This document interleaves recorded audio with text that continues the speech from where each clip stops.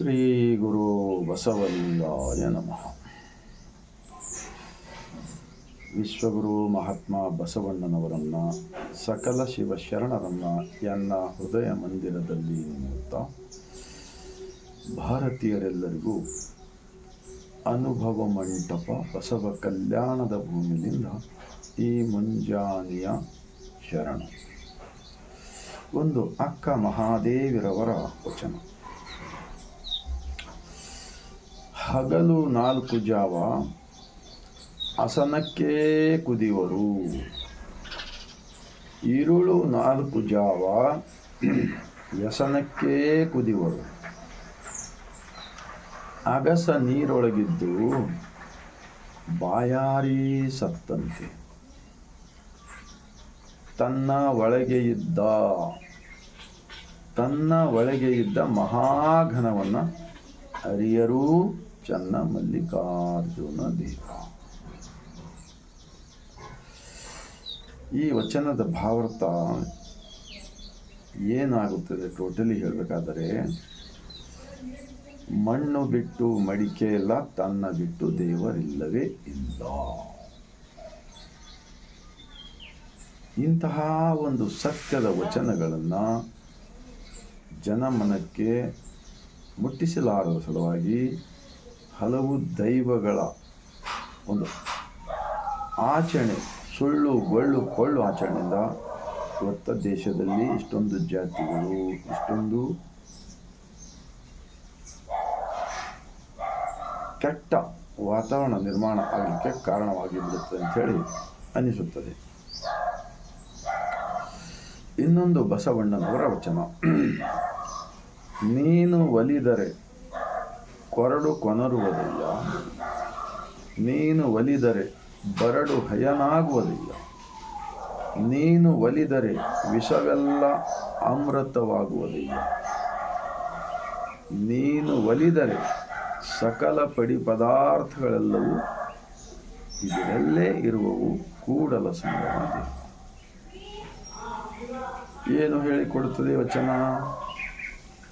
ದೇವರನ್ನು ಹುಡುಕಲಿಕ್ಕೆ ಹೊರಗಡೆ ಅಲ್ಲಿ ಇಲ್ಲಿ ತಿರುಗಾಡೋದು ಹೇಳ್ತದಾ? ಅಥವಾ ನಿನ್ನೊಳಗೆ ನೀನು ತಿಳಿದುಕೊಂಡು ನಿನ್ನೊಳಗಿರ್ತಕ್ಕಂಥ ನನ್ನೊಳಗಿರ್ತಕ್ಕಂಥ ತಪ್ಪುಗಳನ್ನು ತಿದ್ದಿಕೊಂಡು ಎಲ್ಲರೂ ನನ್ನಂತೆ ನನ್ನಂತೆ ಎಲ್ಲರೂ, ದಯವೇ ಧರ್ಮದ ಮೂಲ ಎಂದು ಬಸವಣ್ಣವರು ಹೇಳಿಲ್ಲ. ಆ ಪ್ರಕಾರ ನಡೆದುಕೊಂಡರೆ ಮಾತ್ರ ನಮ್ಮನ್ನು ದೇವರನ್ನು ಒಲಿಸಿಕೊಳ್ಳಲು ಹೊರಗಡೆ ಹೋಗುವ ಅವಶ್ಯಕತೆ ಇಲ್ಲ ಎಂದು ಹೇಳಿಕೊಡುತ್ತದೆ. ಆದ್ದರಿಂದ ಅಂತರಂಗ ಮತ್ತು ಬಹಿರಂಗದಲ್ಲಿ ನಮ್ಮ ಮನಸ್ಸನ್ನು ಶುದ್ಧಿಯಾಗಿಟ್ಟುಕೊಂಡು ಅರಿವೇ ಗುರು, ದೇಹವೇ ದೇವಸ್ಥಾನ, ಕಾಯಕವೇ ಕೈಲಾಸ ಹೇಳಿದಾರಲ್ಲ, ಇದನ್ನು ಹೇಳಿಕೊಡ್ತದೆ ಈ ವಚನ. ಆ ಕಾರಣಕ್ಕಾಗಿ ನಾನು 2-3 ವಿಡಿಯೋಗಳು ಯಾಕೆ ಮಾಡ್ತಾ ಇದ್ದೀನಿ ಅಂದರೆ, ಪಟ್ಟಭದ್ರ ಹಿತಾಸಕ್ತಿಗಳು ಮನುಷ್ಯರನ್ನ ನಿಜವಾಗಿರ್ತಕ್ಕಂಥ ಸೃಷ್ಟಿಕರ್ತನ ಶರಣರ ಜ್ಞಾನವನ್ನು ಕೊಡೋದರ ಬದಲಾಗಿ ಮನುಷ್ಯನ ಕೈಲಿಂದ ಮಾಡಿರ್ತಕ್ಕಂತಹ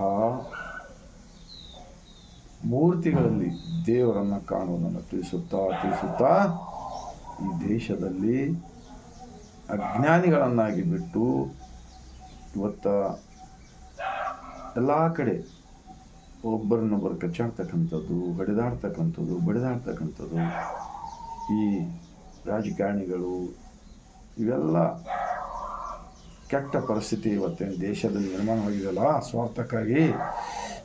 ಇದೆಲ್ಲ ಕಸವನ್ನು ತೆಗೆದುಹಾಕಲು ಬರುತ್ತದೆ. ಆದರೆ 893 ವರ್ಷಗಳಿಂದ ಈ ಕಾರ್ಯ ಮಾಡುವುದರ ಬದಲಾಗಿ ಕಲಬೆರಕೆ ಮಾಡ್ತಕ್ಕಂಥದ್ದು, ಬಸವಣ್ಣನವರನ್ನು ಎತ್ತಿನ ರೂಪದಲ್ಲಿ ತಿಳಿಸ್ತಕ್ಕಂಥದ್ದು, ಏನೇನೋ ಬಸವಣ್ಣ ಹೆಸರು ಕೆಟ್ಟದನ್ನು ಮಾಡ್ತಕ್ಕಂಥದ್ದು, ಶರಣರ ಬಗ್ಗೆ ಅಜ್ಞಾನವನ್ನು ತುಂಬತಕ್ಕಂಥದ್ದು ಮಾಡ್ತಾ ಇರಲ್ಲ. ಇವತ್ತು ನಾವು ವಿಡಿಯೋ ನೋಡ್ತಾ ಇದ್ದೀವಿ. ಇದೇ ತಿಂಗಳ 18ನೇ ತಾರೀಕಿನ ದಿವಸ ಯಾದಗಿರಿ ನಮ್ಮದು ಶಹಾಪುರದಲ್ಲಿ ಬಸವಾದಿ ಶರಣರ ಹಿಂದೂ ಸಮಾವೇಶ ಅಂತ ಮಾಡ್ತಾ ಇದ್ದಾರೆ. ಈ ಭಾರತ ದೇಶದ ಪ್ರಧಾನಮಂತ್ರಿ ಏನಿದ್ದಾರಲ್ಲ ಇವಾಗ, ಶ್ರೀ ನರೇಂದ್ರ ಮೋದಿಜಿ ಅವರೇ ಹೇಳಿದ್ರಲ್ಲ, ಹಿಂದೂ ಎಂಬುದೊಂದು ಧರ್ಮವೇ ಅಲ್ಲ ಅಂಥೇಳಿ ಹೇಳಿದ್ದಾರೆ. ದೇಶ ತುಂಬದು ವಿಡಿಯೋ ಎಲ್ಲ ಕಡೆ ಹೋಗಿದೆ.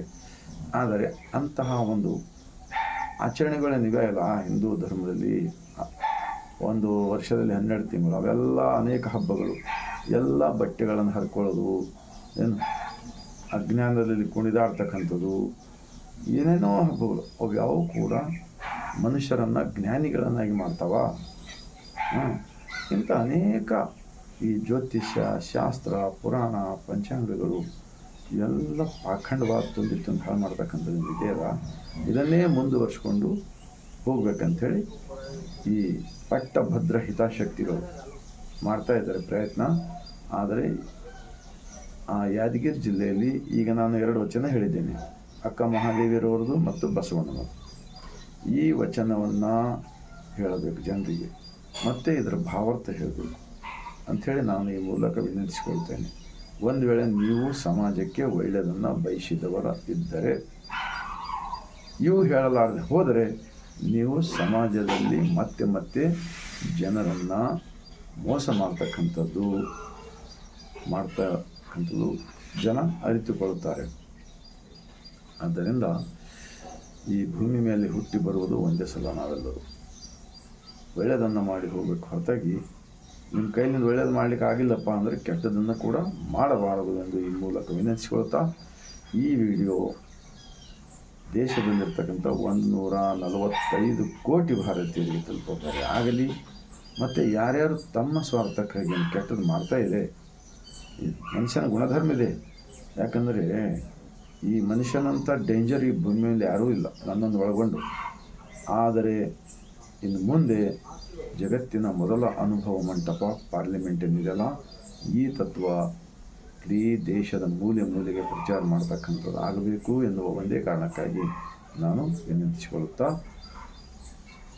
ತಮ್ಮೆಲ್ಲರಿಗೂ ಮತ್ತೊಮ್ಮೆ ಬಸವ ಕಲ್ಯಾಣದ ಅನುಭವ ಮಂಟಪದ ಮೂಲದಿಂದ ಸರ್ವರಿಗೂ ಶರಣ.